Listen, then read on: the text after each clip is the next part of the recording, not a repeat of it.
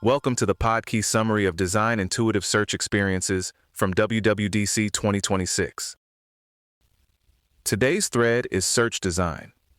And Apple's guidance here is really about making search feel obvious before a person thinks about it. Where the field sits, what it looks like, when it expands, what it suggests, even how it fails when nothing turns up. All of that quietly tells people what they're searching and how the app expects them to move. And the big theme underneath it is consistency with purpose.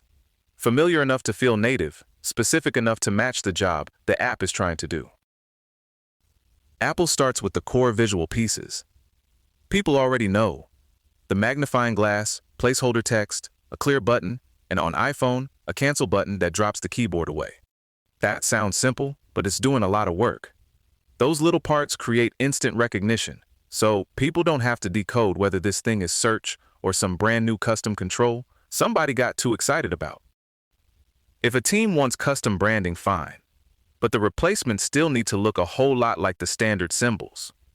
This is one of those places where being too original mostly just slows people down. The most interesting part is that placement doesn't just change layout, it changes the message. Apple's advice is to start by asking how people navigate the app. Then ask what the search actually covers, because where the field lives becomes a clue about its scope. A search field in the bottom toolbar tends to read as global, like it can look across the broader app. An inline field near the top, or one tied to a specific view, usually feels narrower and more contextual, like you're searching this library, this list, this section right here. On large phones, bottom placement has a very practical advantage. Thumb reach. If the search field sits in a bottom toolbar, it can animate upward over the keyboard when it becomes active, which keeps it easy to reach and keeps the interaction feeling connected instead of jumpy. Mail is Apple's example here. The primary navigation is happening in the mail list, so putting search down by the other main actions makes ergonomic sense. The field can even start life as a button and then expand into a full search field when needed, and its width can adjust depending on how many other toolbar items are sharing the space. It's tidy, flexible, and pretty considerate of cramped screens. Top placement has its own advantages. An inline search field stays put instead of floating up from the bottom, which can help avoid crowding the lower part of the interface and preserve the sense of where you are in the current view. Apple Music is the nice, clean example. Put the search field directly under the Apple Music title, and it immediately tells you this search is for your library, not every corner of the app. That becomes especially useful when an app might offer more than one kind of search, because location is doing some quiet labeling for you. In tabbed apps, Apple draws a useful distinction between a search tab and a search button. A dedicated search tab works well when search is more exploratory.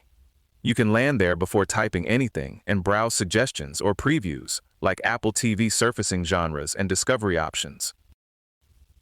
A search button in the tab bar is better when people already know what they want and just need to find it fast.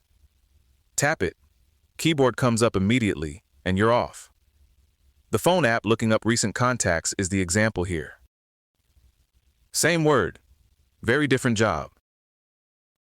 Apple also wants the search experience to line up across iPad and Mac as much as possible.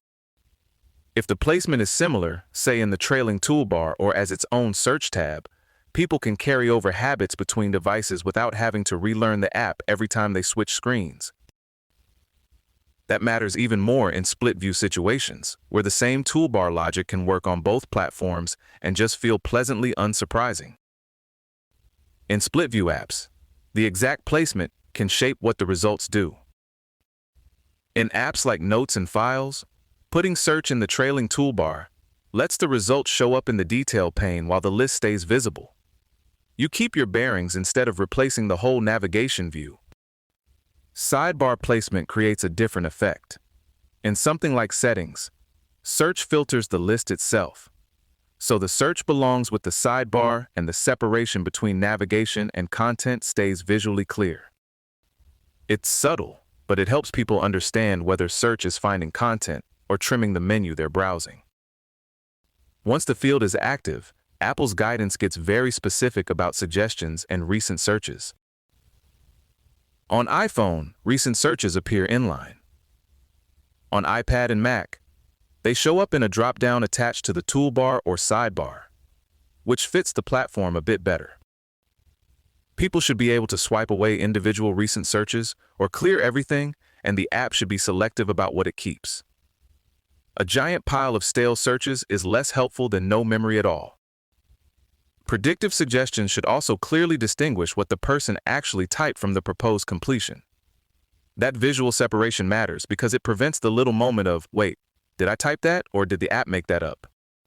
And Apple recommends limiting how many suggestions you show, so they support the results instead of overwhelming them. For lightweight filtering, Apple points to the scope bar. This is the control that lets you flip between broad and narrow result sets, like searching all mailboxes versus the current mailbox in Mail. It reinforces the current context and gives people a quick way to tighten the search without backing out or opening a whole filter panel. Then there are search tokens, which are those highlighted bits inside the search field that act like natural language filters. Photo searching something like Joshua Tree. 2021 is the model here, where the tokens help the query feel conversational while still carrying structure. But Apple is pretty clear that tokens are less discoverable, so they should complement more obvious controls, like scope bars, not replace them.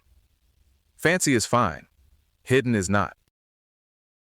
The empty state matters more than people think.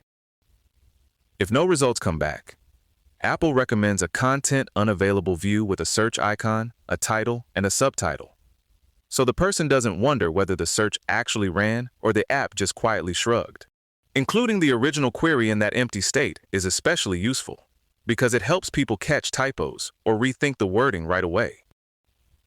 It's a small detail, but it turns a dead end into a prompt to try again, which is much nicer than leaving somebody staring at a blank screen like they offended the software. The through line in all of this is that search works best when the interface explains the scope, supports the platform, and stays familiar enough that nobody has to study it. A good search box is one of those things you barely notice when it's right, which is honestly the dream for a lot of interface design. This episode was generated by Podkey. Create your own at podkey.fm.